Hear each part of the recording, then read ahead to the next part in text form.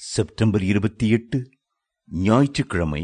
வாழ்நாள் நீடித்திருக்க உனக்கு நன்மை உண்டாயிருப்பதற்கும் பூமியிலே உன் வாழ்நாள் நீடித்திருப்பதற்கும் உன் தகப்பனையும் உன் தாயையும் கனம் பண்ணுவாயாக.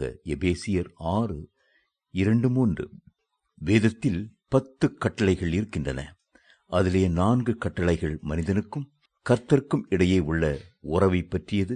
அடுத்த 6 கட்டளைகள் மனிதர்களுக்கு இடையே உள்ள உறவை பற்றியது. 10 கட்டளைகளில் ஒரு கட்டளை மட்டுமே வாக்குத்தத்தமுள்ள கட்டளையாயிருக்கிறது.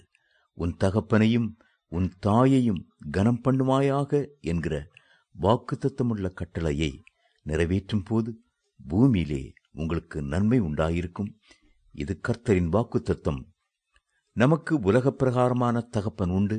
அதே நேரம் ஆவிக்குரிய தகப்பன்மார்களும் உண்டு.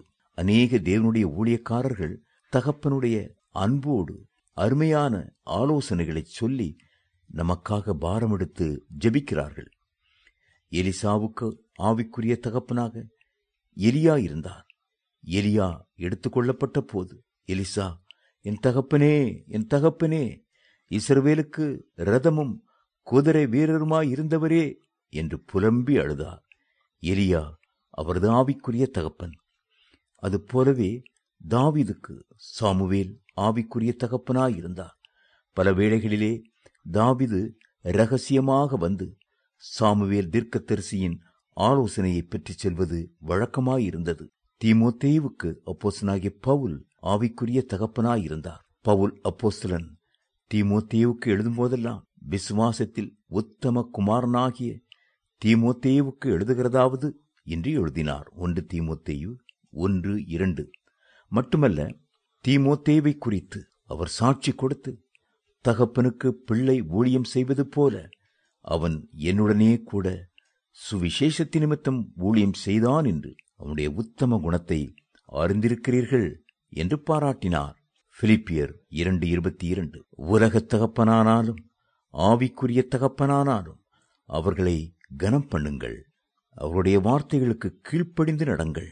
மட்டுமல்ல, நமது பரமபிதாவாகிய தகப்பன், என் மகனே கேள், என் வார்த்தைகளை ஏற்றுக்கொள், அப்பொழுது உன் ஆயுசின் வருஷங்கள் அதிகமாகும். நீதிமொழிகள் 4:10 என்று சொல்லுகிறார். நீண்ட காலம் செழிப்புடன் வாழ கர்த்தருக்கு செவி கொடுங்கள். தேவனுடைய வார்த்தைகளின்படி நடக்கும் போது உங்களுக்காக எண்ணற்ற ஆசீர்வாதங்கள் காத்திருக்கின்றன. அந்த வார்த்தைகள் ஆவியும் ஜீவனுமானவை. கர்த்தருடைய வசனத்தை விசுவாசித்து அதன்படி நடக்கிறவனுக்கு நித்திய ஜீவன் உண்டு. மட்டுமல்ல, கர்த்தருடைய நாமத்தினாலும் கூட ஆயுசு பெருகும். வேதம் சொல்கிறது, என் நாமத்தை அவன் அறிந்திருக்கிறபடியால் அவனை உயர்ந்த அடைக்கலத்திலே வைப்பேன்.